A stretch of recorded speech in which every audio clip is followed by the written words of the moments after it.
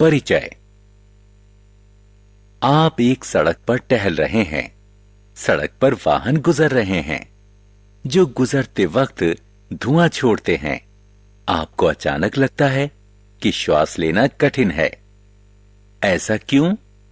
आइए इसका कारण जानें।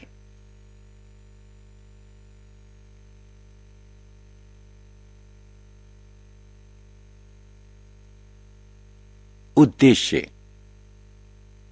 इस पाठ के अंत में आप निम्न करने में सक्षम हो जाएंगे: वायुमंडल का वर्णन करना, जल और मृदा में वायु की उपस्थिति का प्रदर्शन करना, वायु प्रदूषण की व्याख्या एवं इसके कारणों और प्रभावों का वर्णन करना।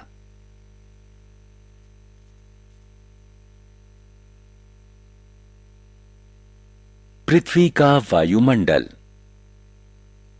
हमारी पृथ्वी चारों तरफ से गैसों की चादर से ढकी हुई है, जिसे वायुमंडल कहा जाता है। इस वायुमंडल में कुछ दूसरी गैसों के साथ नाइट्रोजन, ऑक्सीजन, हाइड्रोजन और कार्बन डाइऑक्साइड शामिल हैं। वायुमंडल हमें सूर्य से आने वाली कुछ हानिकारक किरणों से बचाता है। पृथ्वी पर जीवन को बनाए रखने के लिए वायुमंडल इसके ताप को संचालित करने में महत्वपूर्ण भूमिका निभाता है। रोचक तथ्य।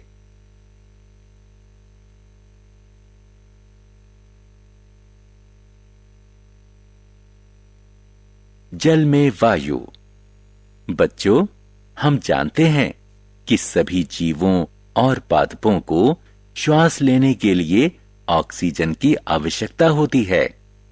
थल भाग में रहने वाले सभी जीव वायु में उपस्थित ऑक्सीजन श्वास के रूप में लेते हैं। हम जल में नहीं जी सकते।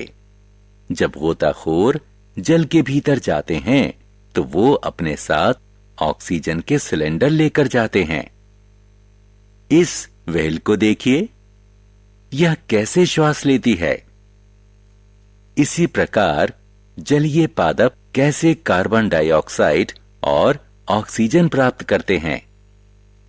आपको यह जानकर आश्चर्य होगा कि वो श्वास के रूप में वायु लेते हैं। आइए एक गतिविधि करते हैं। एक बीकर में थोड़ा जल लीजिए। इसे उबालने के लिए गर्म कीजिए। क्या आप बाहर उठते बुलबुले देख सकते हैं?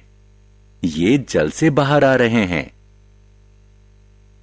सामान्य तापमान पर वायु जल में घुली रहती है, इसलिए हम इन्हें देख नहीं सकते। जब जल को गर्म किया जाता है तो जल में घुली हुई वायु बुलबुलों के रूप में बाहर आती है। जीव और पादप जल में घुली हुई ऑक्सीजन को श्वसन के लिए प्रयोग करते हैं।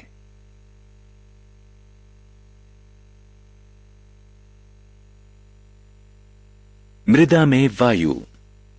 मृदा में रहने वाले जीव किस तरह ऑक्सीजन प्राप्त करते हैं, इसे जानने के लिए एक कटोरे में थोड़ी मृदा लीजिए और उसमें जल डालिए। आपने क्या देखा? आप देख सकते हैं कि मृदा से वायु के बुलबुले बाहर आ रहे हैं। जब मृदा में जल मिलाया जाता है तो यह मृदा में उपस्थित वायु को जल से स्थानांतरित करता है। मृदा में उपस्थित वायु बुलबुले के रूप में बाहर आती है। मृदा में बिलों और सुराखों में रहने वाले जीव मृदा में उपस्थित वायु को श्वास के रूप में ग्रहण करते हैं। वर्षा ऋतु में इन दरारों और सुराखों में जल भर जाने के कारण इन जीवों को श्वास लेने के लिए बाहर आना पड़ता है।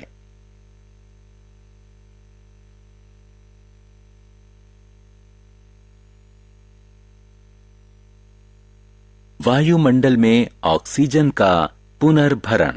कई करोड़ मनुष्य, जंतु और दूसरे जीव वायुमंडल से लेकर बड़ी मात्रा में ऑक्सीजन का उपभोग कर रहे हैं। तो फिर वायुमंडल का ऑक्सीजन भंडार खत्म क्यों नहीं होता? क्या आप जानते हैं कि कैसे? पादप प्रकाश संश्लेषण के दौरान ऑक्सीजन उत्सर्जित करते हैं।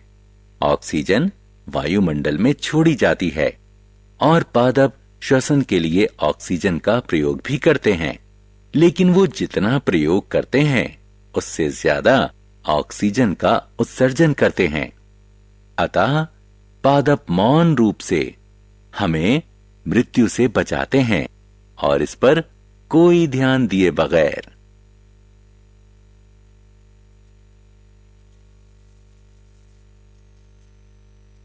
क्या होगा यदि पुनर्भरण वांछित स्तर तक ना हो? क्या होगा यदि वायुमंडल में कार्बन डाइऑक्साइड का भरण ज्यादा हो जाए और यह पादपों द्वारा कार्बन डाइऑक्साइड और ऑक्सीजन के बीच संतुलन बनाने की सीमा से अधिक हो जाए? क्या होगा यदि दूसरी हानिकारक गैसें वायुमंडल में उत्सर्जित होने लगें? उत्तर है, इसका परिणाम होगा वायु प्रदूषण।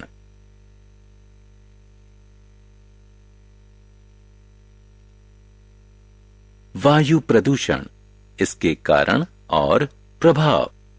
कार, स्कूटर, वातानुकूलक, रेफ्रिजरेटर और दूसरी चीजें हानिकारक गैसें उत्सर्जित करती हैं और वायु को प्रदूषित करती हैं।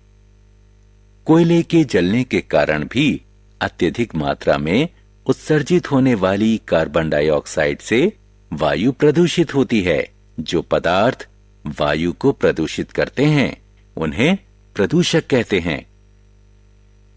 वायु प्रदूषक मुख्यतः कारखानों और गाड़ियों से निकलने वाला गैसीय उत्सर्जन होता है। वायु प्रदूषण वैश्विक समस्याएं भी पैदा कर रहा है, जैसे कि क्लोरोफ्लोरोकार्बन के उत्सर्जन के कारण ओजोन परत का क्षरण और कार्बन डाइऑक्साइड के उत्सर्जन के कारण वैश्विक उष्णता में वृद्धि।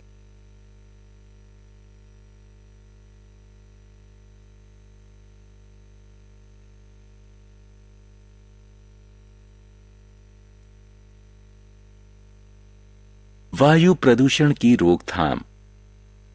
वायु प्रदूषण पर कुछ साधारण उपायों से रोकथाम लगाई जा सकती है। निजी वाहन के बजाय सार्वजनिक वाहन का प्रयोग करें। दैनिक जीवन में लकड़ी का प्रयोग ना करें। अपने आसपास ज्यादा वृक्ष लगाएं। वातानुकूलक जैसे साधनों को दूसरों के संग साझा करें। सूखी पत्तियों और दूसरे सड़नशील अपशिष्ट पदार्थों को जलाने के बजाय उनसे खाद बनाएं। परफ्यूम और डिओड्रेंट का प्रयोग कम करें।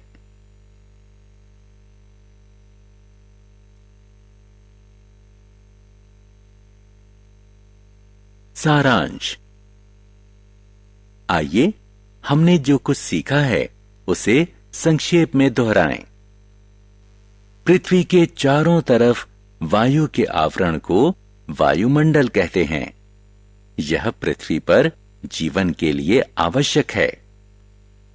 जलीय जीव और पादप जल में विघटित वायु का श्वसन के लिए प्रयोग करते हैं।